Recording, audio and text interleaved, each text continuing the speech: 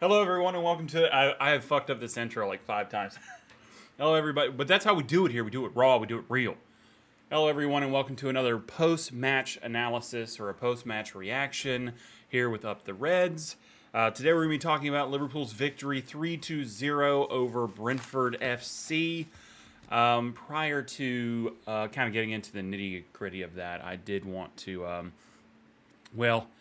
There is some breaking news that Rafa Benitez has been fired and sacked by Everton FC. So I did want to play a musical interlude, just for him. Obviously, you may want to turn the audio down a little bit. I don't know how loud this is going to be, but just a small interlude, just as a show of respect to Rafa and Everton for the tough time they're going through.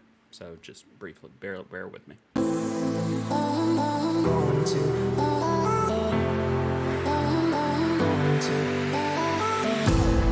I think that I'm going to hiding somewhere by a gated star.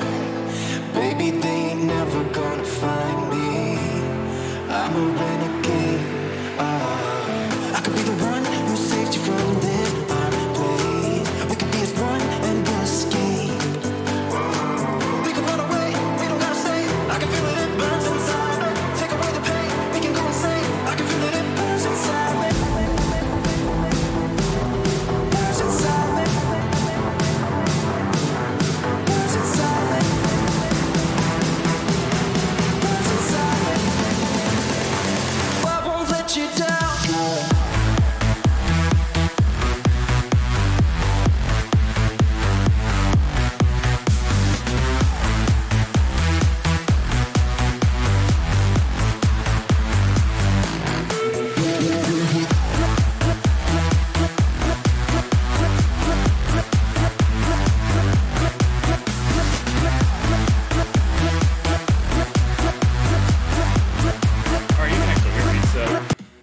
We're going to go ahead and cut that out.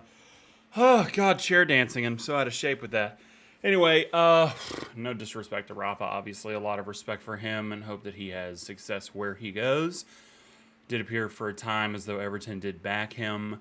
Digne moving off to Aston Villa just kind of showed everything was on shaky footage. So, yeah. But anyway, Everton's in shambles. Man U is in shambles. Just seems like there's a lot of that shit going around. So, anyway, let's talk about our 3-0 victory over Brentford. Shaky at times, but night and day better in composure to where we were against Arsenal and frankly to where we were against Brentford the last time we played them in that 3-3 draw away. Let's take a. I'm gonna pull up the stats here while I'm kind of catching my breath because I am out of shape. Let me see. So we're going to pull stats up here, take a quick look at that. I did want to say that if you go back, and I'll try to remember to link the video. If you, excuse me, good God, GERD and reflux from moving around. What I did want to say is if you go back and kind of look at my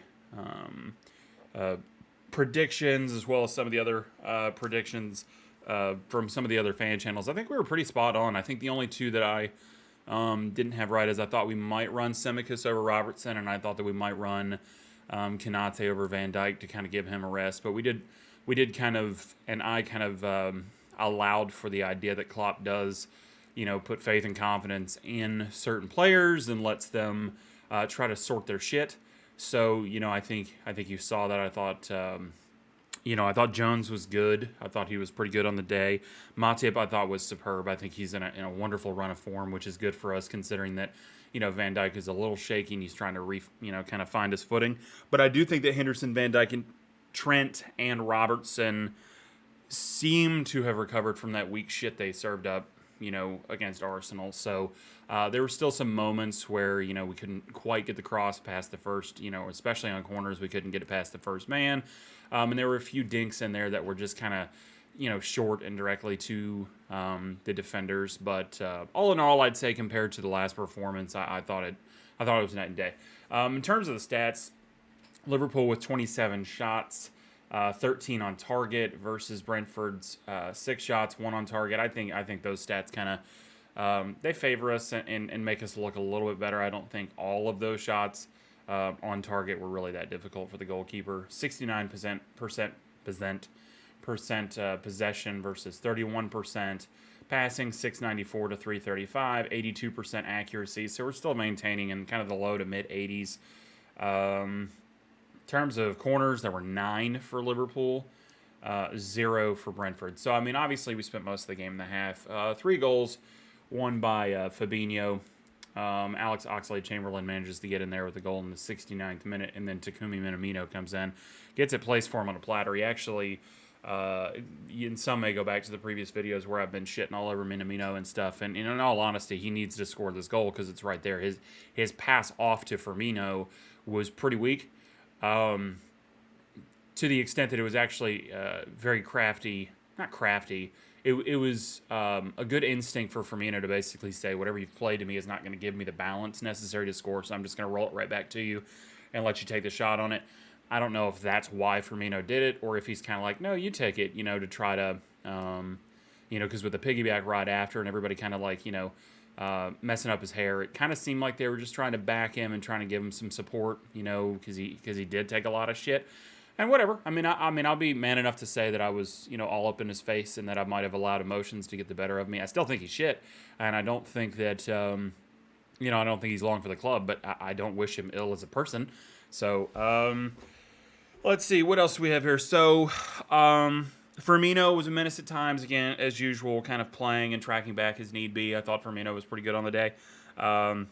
Jota was lively throughout, not as polished as usual, but I think you can kind of anticipate that given the fact that he was deployed out to the left, which we really haven't done with him much. I mean, obviously he's a natural kind of left winger, but, we've been deploying him centrally, so, I mean, that's where he's kind of used to. But I thought he got into some troublesome spots, and I thought with Curtis Jones kind of overlapping there and kind of taking up that left wing spot, from time to time, as well as Robertson then overlapping there, it kind of gave him the freedom to track inwards and more centrally, which I think is something that we should have been doing for some time. But again, usually the midfielder, like Jones, doesn't have the freedom to kind of move up. It's always just kind of Robertson and then the midfielders, being kind of called back to try to support on defense.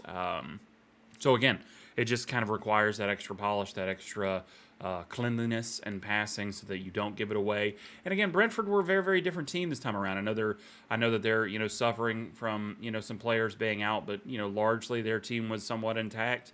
I thought Ivan Toney looked pretty decent in the few times that he got the ball, but they just were not the attacking presence that they were the last time. They just weren't. It just didn't feel like they were. It felt like they were shaken from their previous away match, and I feel like they gave us far too much respect. But today was a big day, 350th game in charge for Jurgen Klopp with, and I am reading this, so I don't get it wrong, it's 213th victory, which makes him, he has the highest win percentage in club history, which is nuts. You'd never know it based off all the fans, but again, I think that we have, by and large, a lot of us have become a bunch of fucking prima donnas. I think that we forget that for many of the past, decade that we've kind of been a 7th, 8th place team on average, and I feel like, and this is something I'll get into in another video because again, with all the FSG out stuff and all of the rumor and conjecture as it surrounds Salah, I'm just we'll figure it out because again, I don't want to put it all in like this one video. Started kind of like happy and funny, and then just kind of go into some serious shit. So we're back in a second. We're 11 points behind City, but we do have the game in hand. That could put us, I think, mathematically, that would put us 8 points behind. And then, of course, we have our game against them. If we could win that, then that put them 5 points ahead. So they're still calmly in the driver's seat until they F up. Does that happen? I have no idea because it would require near perfection from Liverpool to have the chance. And I don't know that we're necessarily. I mean, I think you always want to win games, and I think that's what it is. But it'll be very interesting to see because again, there's not really the pressure that there was in seasons past. Last year it was the pressure to try and get, make sure that we were ensuring a Champions League spot, and so there was some tension there despite all the injuries, but I think we kind of gave ourselves a bit of a break with the injuries, and some people just kind of wrote off the season. So I think that we were all pleasantly surprised to find ourselves in third. And then I think this season we expected a lot more. We're still seeing some of the kind of injuries. It shifted itself from being the defensive injuries to kind of the midfield woes. And then obviously with AFCON where we're at now. But again, we can't blame that for anything because, you still got to get it done. You still have to have the depth in the team. So, nice news, obviously. Salah scores a goal for the Egyptian national team, the Pharaohs, to put them over Zimbabwe. So that's great. So that's good news for him. And aside from that, though, there wasn't a whole hell of. I mean, I thought it was a controlled performance. I mean, that's really what I was looking for. I mean, that's what I was looking for was kind of this rebound performance because Brentford is the type of team where, again, and we've already proven this based on the season, where we kind of go and we do a 3-3 draw. They kind of. I don't know that they're as good as Brighton, but they remind me of Brighton in the sense that this is the type of team that we usually would go against, and we're probably dropping points. So with the boys being away, and a few injuries, and based on the performance that we saw against Arsenal, I was pleasantly surprised with the game today. I thought to do a watch along, but in all honesty, I don't know that I'll do many of those, kind of going forward. I like the post-match reactions more, mainly because, number one, my wife is my teammate, so I enjoy watching the games with her as best I can. And I feel like from that first watch-along, kind of watching back through it, I felt very inorganic to myself. I'm usually cussing and throwing and beating the shit out of the bed while I'm watching the game or out of the couch and stuff. And maybe with time that'll come. But I just didn't want to, misrepresent myself. And I didn't want to feel as though I wasn't experiencing the game. And it kind of felt like I was just doing what the commentators were doing. I was commentating. And that for me was not only boring, but it was wholly unoriginal. And I'm not saying that the existing fan channels aren't, because I feel like their punditry, which goes back several years, has really taken on a form of its own. So I think that they probably feel very natural in that space. It might even be awkward for them to watch a game alone and not cover it. I mean, I can imagine if you've done it for long enough, you might be in your own bedroom just talking to yourself, which is exactly what we're doing anyway. But you might be in your own bedroom talking to yourself if you're not recording a watch along. But for me, I just kind of feel like I'm enjoying kind of the pre, the post, and maybe coming up with some other content. I'm going to have another video out about FSG. Some people may or may not like it. As an American, I have a different. I wouldn't say I have a different take just because I'm an American. I think that I try to look at things through a different lens anyway. So I'm going to do a video about FSG and kind of what the fan base is saying right now. I'm seeing a lot of FSG out, and kind of FSG is screwing us, and they're screwing Salah and all this other sort of shit. So I'm seeing that, and some of that video will be my opinion. Some of it will be information that I've kind of gathered based off of FSG's habits, and some of that may or may not be my opinion. It may be me just saying, hey, can we look at this in an alternative light so that we as a fan base aren't self-sacrificing one another and kind of eating ourselves, eating our own tail, and kind of going after one another, and at the same time we're not going out there and utilizing tired tactics, this whole FSG out bullshit, instead of because they're not going anywhere. And that's the most important thing. They had a $3 billion bid, to best of our knowledge, a $3 billion bid against the club, that they rejected. Again, they value the team probably at the moment at $4 billion. They've got some investors coming in, dropping money. Liverpool's kind of the gem of the group so far in terms of valuation. And then you have the Red Sox. Obviously, they've acquired the Penguins. But, again, they're not going anywhere.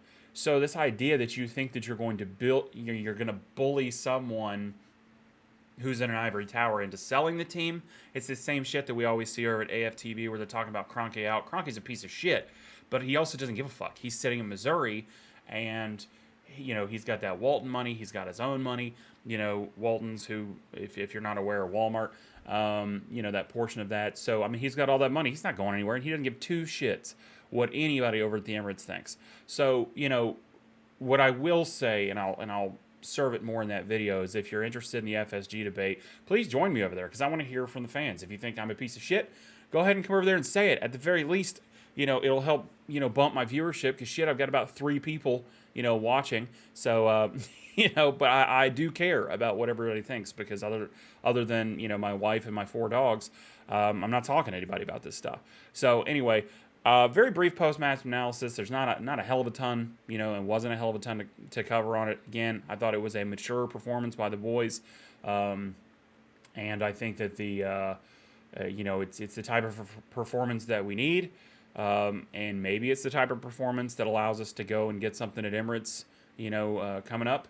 But I feel a lot better about our prospects against the Palaces, against Burnley, against the Leicester, seeing what I saw today and seeing how we've been able to make those adjustments. So with that being said, I'm going to sign off, but I appreciate everybody tuning in. And just please leave your comments down below if you've got anything to say.